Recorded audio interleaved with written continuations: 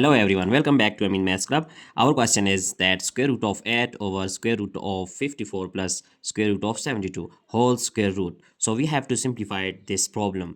So first of all, 8 is going to be factorized like this, that if we write 2 times 4 which is equal to 8 square root over that 54 can be written as 2 times 27 square root and plus 72 like 2 times 36 which is equal to 72.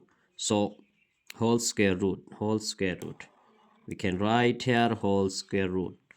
So now here our next step is that whole square root.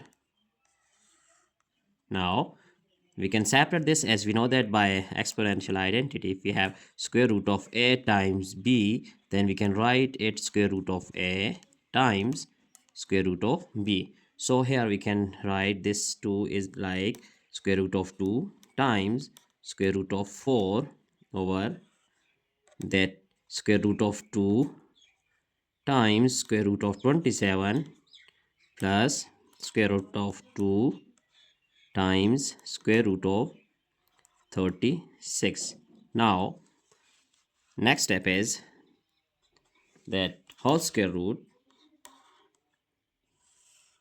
that is square root of 2, we can write it as it is square root of 2 times, as we know that square root of 4 is equal to 2, and similarly over square root of 2 here times square root of 27 plus square root of 2, and 36 square root is equal to 6.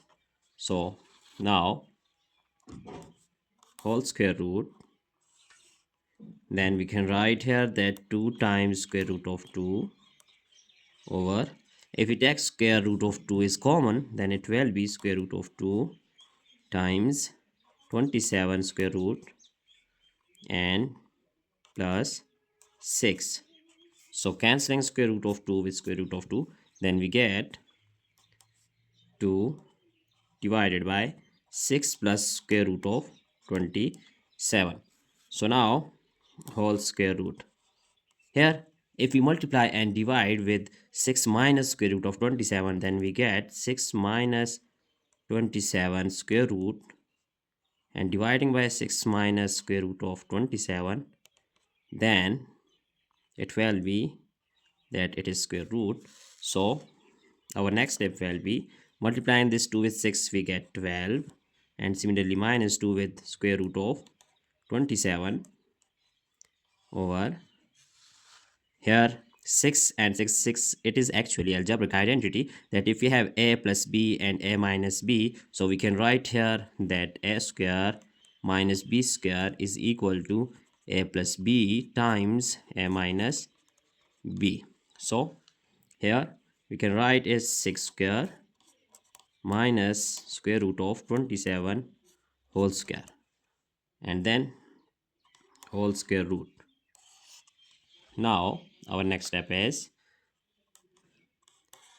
that square root, whole square root, which is 12 minus 2 square root of 27 over 6 square is 36, and minus here we are going to cancel this square root with this 2, then we get 27.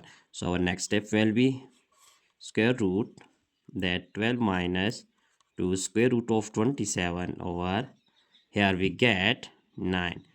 So our, if we use here that algebraic identity, as we know that if we have a over b whole square root, then we can write a square root over square root of b.